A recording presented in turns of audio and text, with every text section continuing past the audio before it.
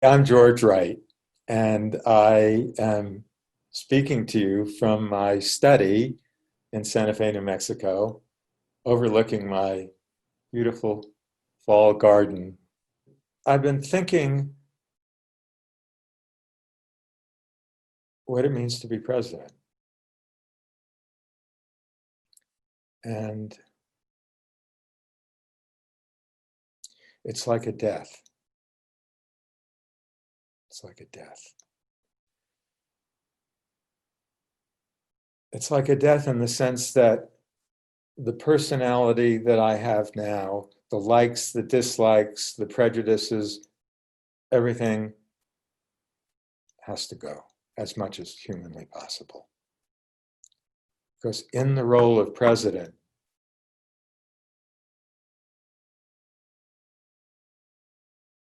I am representing in excess of 330 million people.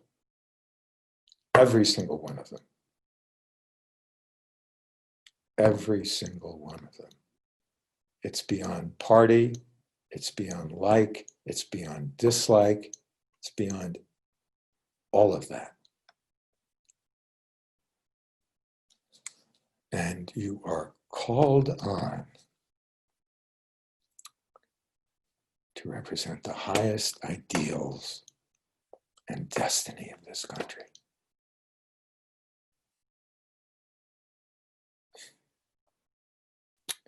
There's no other way to do it.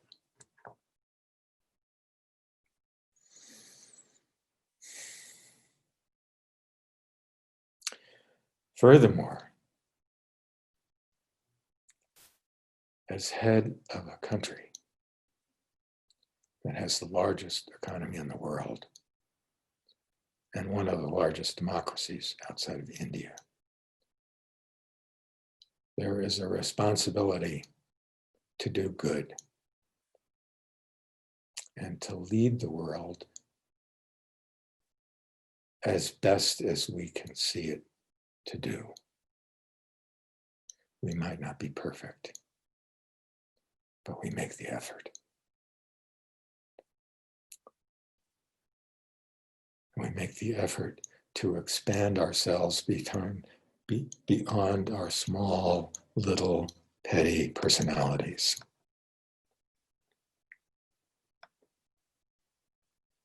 And God knows I have a petty little personality. Every time I get out on the road, I'm having a lovely day, and then somebody cuts me off. Yikes. Fortunately, all the vengeance that I think of just will last a second or two, but it's there. So I'm not pretending I'm perfect. I'm not pretending anyone's perfect. But I know where to go. I know where I have to control myself and try to be better than I really am. So, yeah. And we are really a large economy. I mean, it's just amazing. I've been doing some number crunching. When you take our gross domestic product and divide it by the total population, we have 65,000, a little bit more than 65,000 for every man, woman, and child in this country. England, Germany, France, they're in around 42, 43,000 for every, in Japan too, a similar, every man, woman, and child. That's everything in the gross domestic product. So you have to take off about a quarter to a third for all the federal government highway programs and all the federal, local, and state programs that cost money. So you know, we have a responsibility with that kind of money. So before I've talked about the certain ideals that I would promulgate, bully pulpit, whatever you call it, as president. that let there be a current of love that runs through everything. Let there be a broad band of forgiveness. Let there be thanksgiving. What else do I have there? All men are created equal. The pursuit of happiness, all those kinds of things. So that's all good. But and also that, you know, happiness is is happiness is communicable. Happiness is a choice, and that the pursuit of wealth does not lead to happiness. It can sometimes, not all the time, but sometimes great wealth can be like the booby prize, because most of us are on this squirrel cage of materiality, wanting more and more and more and more and more, and you get more and you want more and running around like squirrels all the time. And sometimes more money just increases the velocity of that squirrel cage wheel. It's just going faster because you can acquire more things and then you want even more. So it can really be the booby prize and not the ultimate link to happiness. The one thing that doesn't seem like it runs out, is the more you exercise love and forgiveness and well-wishing to other people, it seems like it increases that. Whereas wealth, you can spend it and then you have nothing. So anyway, that's just a plug for love and forgiveness. But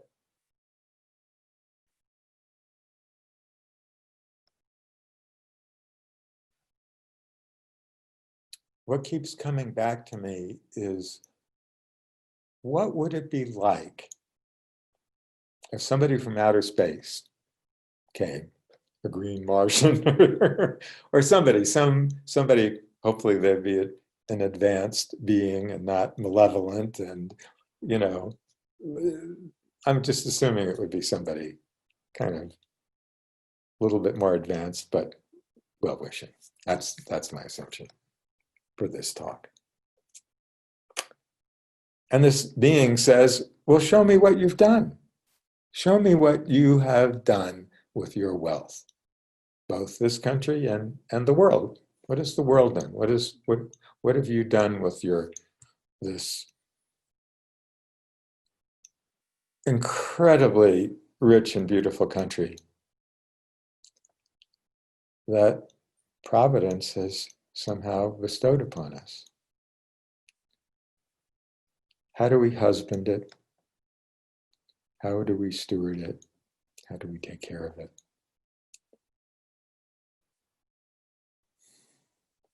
So that it will inspire all of us to be better, and everyone that looks on us. And because of our position in the world, a lot of people look on us. So, rolling up our sleeves, what do? We tackle world hunger and malnutrition. So, there are 9.1 million people that die of starvation every year. I think I calculated it's around 1,000 people an hour. So in the time we're making this video, if it lasts an hour, 1,000 people have died. In addition, there are 787 or something like that, 600, a lot, million people that are severely malnourished to the point where their brain functions and their motor abilities are compromised severely. That's just not acceptable. But there's something should be done. And we have the means to do it.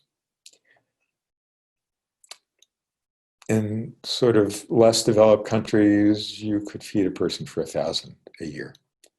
So rounded up to 10 million people at $1,000 a person, it's $1 billion.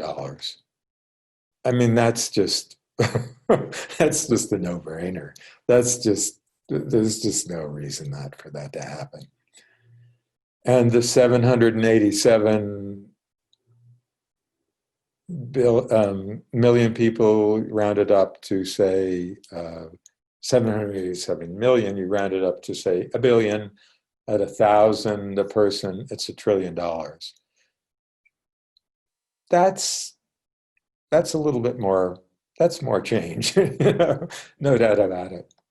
But we can do it. We spent more than $1 trillion on COVID. We could spend $1 trillion, and we would probably get help from our friends in Europe and other countries where there's prosperity. And it's not us alone that would do that. I mean, already there are numerous organizations in Europe, both private and public, that are already working in this area. So we're just supplementing that. And maybe we can use some of our technology, maybe we could use some of our defense structure that has drones and airships and different ways of delivering food right to the point where it's needed, and satellite information that can pinpoint precise areas, like within square yards, of exactly where the food needs to go, so you can avoid as much as possible the food being hijacked by people who profit from the sale of it and so forth. So that's number one. That would be number one priority for me as president. The other item would be the big island of garbage in the Pacific that's the size of Texas or 2 Texases, some enormous amount of garbage. And I would send in the Navy. I would send in the Navy to deal with this, to round up the garbage. There are the plastic, there are technologies that come out of Japan where you take the plastic and you melt it down, you actually reverse the process, and it becomes like a petroleum fuel that you can burn to fuel diesel engines or something like that. And that's just another thing it's just good housekeeping. You want the world to be lovely. You don't want to think that there's all this garbage and animals dying in it because they're eating it and it's not food and all that. So that's number 2. And then number 3 is, we've seen with COVID that there's a sort of an emerging consensus that no one should be hungry and no one should be forced out of their place of where they live.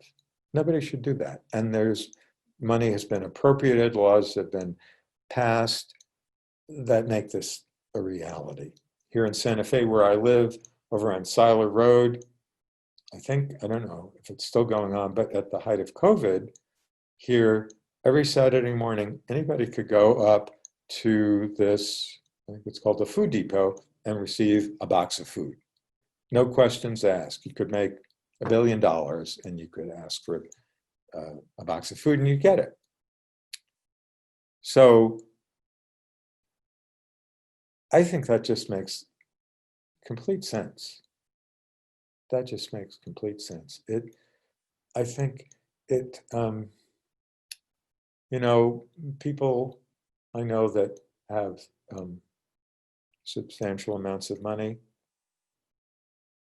they don't tell their children that they have to go out. Well, most of them don't. that their children have to go out and earn their college education working in a fast food restaurant at $10 an hour. They don't do that.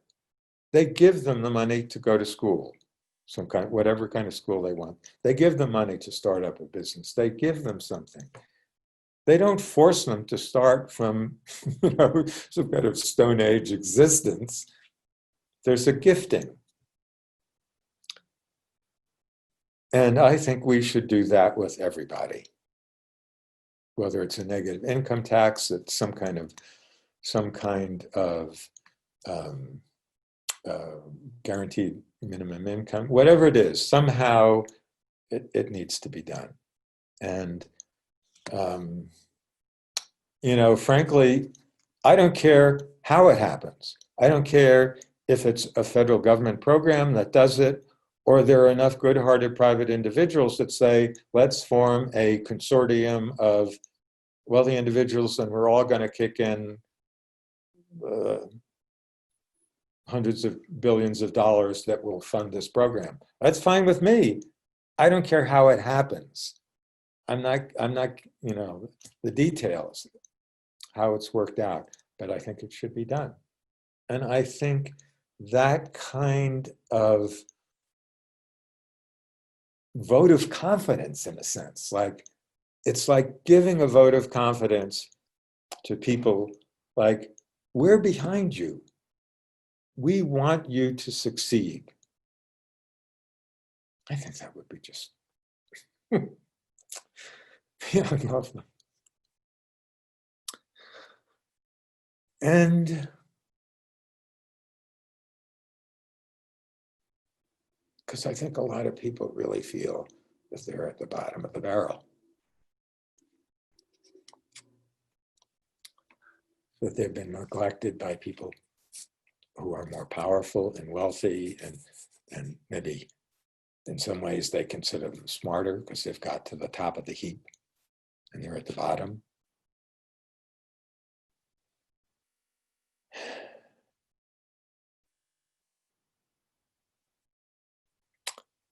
But in this world that we're entering into, and I think we're entering into a new era,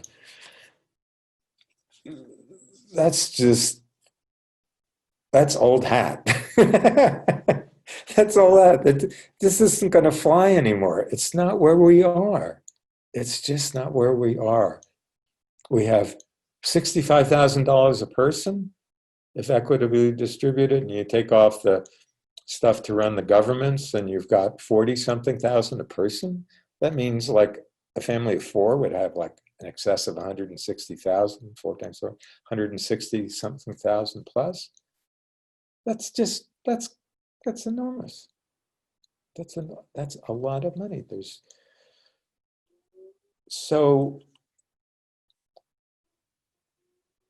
And I'm aware that a lot of people will abuse this.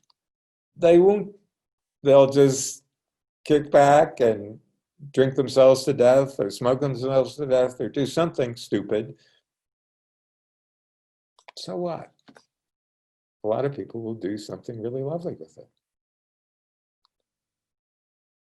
And I think if you spend your life pointing out people's mistakes, it's kind of silly. Because it goes back to the forgiveness thing. If you are, excuse me while I itch my eye,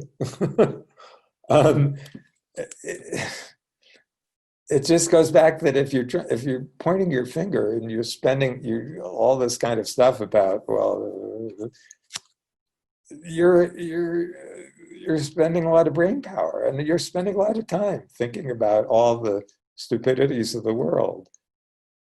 And I'm not saying you have to be mindless and not see what's going on and, adjusting things as need be, but anyway, enough on that. What else do we have? I don't know if I said this, but if I said it, I want to say it again, because I think if you give those people that vote of confidence, that can inspire a generosity in them. Like, well, we've got our needs taken care of and we've got a little free time. Maybe I don't have a job right now. Maybe I'll, see what's around. I knew somebody somebody from, I think it was Ecuador. A friend of mine has a contracting business in in San Francisco, and when COVID was really, in March or April, and my friend Blair's construction company was pretty much shut down by this. And this guy, I think his name was Sergio, and he just went out and he just said, well, I'm not working. Let me see what I can do. He went and sort of wandered around the city and found things where he could be useful. And so I think that would be the model I would really like to see, that people have extra time. Maybe there's like a Craigslist that's out there of people post little tasks that need to be done, like, New Mexico Gas Company needs a trench dug to connect somebody's the pipeline in the street to somebody's house. Well, I love to dig ditches, but I don't want to dig ditches 8 hours a day, but 2 hours would be lovely. The next thing would be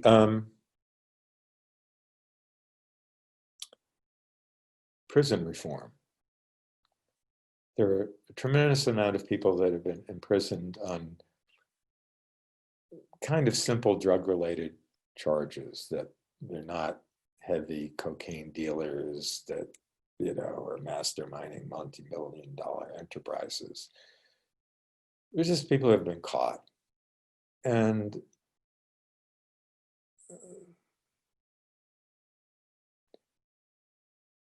I don't know the details.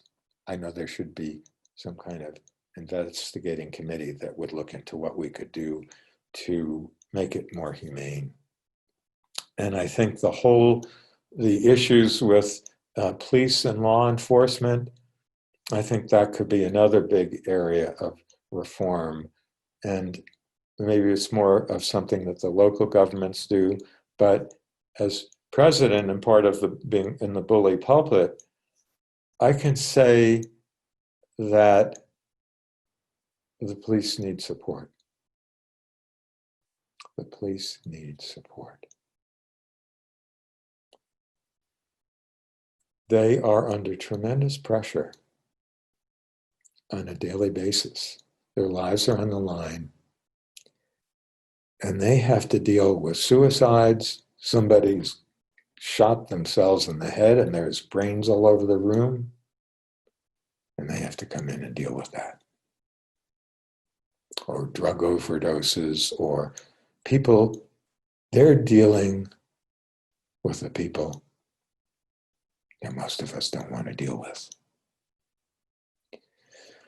They are dealing with the underbelly of society.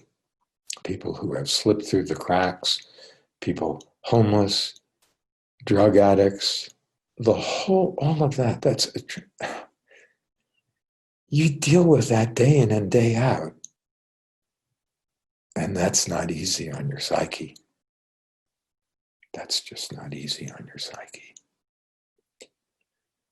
So it's no wonder at times police officers go out of line. And I think there should be forgiveness and understanding. I'm not saying toleration of the acts. I'm not saying condoning the acts. I'm saying forgiveness and understanding and giving them tools so they can process all these terrible things that they're witnessing. And I understand that there are some programs already in place that do that to a certain extent. But it's clear they need to be expanded. They need to be expanded. And the screening of people who become police officers probably needs to be increased so that we're getting people of very high emotional caliber that we, as best as a human being can know, that they're stable and emotionally mature and basically good people. And not only that, throughout their entire career, they're being monitored for stress, and because sometimes you don't even know that you're stressed. You're doing your job and you're so dedicated, you don't have that outside monitoring or outside awareness or witnessing to know what you're really going through. So there needs to be people there that can do that for you, so that you're supported in your work. That's really the bottom line. It's support, support, support, support, and gratitude for what they're doing.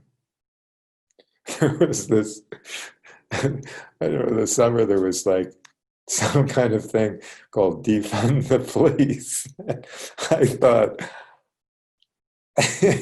I know it wasn't quite meant like that, but at first I thought, this is kind of crazy. I mean, we're going to disband the police, and then there were all these people sort of loose running around, robbing and breaking in and setting fires. I said, I don't think there's something's wrong in this. We need order. We need. I know law and order is a controversial phrase, but I just know in myself, like I told you earlier about this thing, I go out, I'm feeling lovely and I love everybody. I go out and somebody cuts me off. I feel murder in my heart, I mean, then I laugh at it in about 1 or 2 seconds. It's kind of funny because they cut me off. Well, I probably just cut somebody off yesterday and they're probably in a rush to some kind of appointment. They didn't do it on purpose and all this kind of stuff, but I take it as a big affront. So, here I am, 77 years old, and I'm still doing that kind of junk. So there needs to be certain kind of boundaries that are kept so that we all stay civilized. And because it's a little bit more fun being civilized than wreaking vengeance everywhere. So, okay, that does that. The other thing is tax reform and the national debt. So we've got this national debt that's like $28 trillion. It's like just unbelievable amounts of debt. And I remember reading some years ago about Elizabeth I, and it was on my Google on my cell phone. I was reading about Elizabeth I, and that she had left England when she died debt-free. She lived magnificently. She brought England to this new stage of beauty and civilization, but she left the country debt-free. Well, I'd love to leave this country debt-free if I get 8 years here and clean up some stuff. That's a pretty big task, but at least make some kind of inroads. And I would do some kind of tax reform, like carbon tax on carbon tax, some kind of luxury tax, so that people are buying, billion-dollar boats or whatever, airplanes, but somehow they're contributing part of that into the tax revenue. And maybe there's a sales tax, because ultimately the people less fortunate can use it. They can use being boosted. They can use being given a vote of confidence. Whereas if the money just stays in the hands of a very few super rich people, it's almost it's out of bounds. It's just too much. And yes, those people have earned the money, but they're part of society too. And they didn't earn that money or make that money in a vacuum. They earned it in the United States of America. And they have built their wealth on the backs of all the people who have preceded them. And so to call it their money or my money or anything is just, I mean, yeah, it's in their bank account and something like that. But eventually we die. and and then where does it go? And there's this thing I was reading in I think it's one of the Matthew, Mark, Luke. I think it's in all of those. But there's the story of this guy who comes to Jesus and says, "Well, what do I have? What do I have to do to gain the kingdom of heaven?" Something like that. What do I have to do? And Christ answers, have you done this in the commandments? And yes, he says, I've done all of those things. And then Jesus, who loved this man, he was a good man. I think he gave money to people and he wasn't tightwad with his money. He gave it. But Jesus says you have to give all your money to the poor. Every last bit. And the guy kind of blanches and he can't do it. And that's when Jesus says, a rich man can no more get to heaven than a camel can get through the eye of a needle. I would have to preface all of these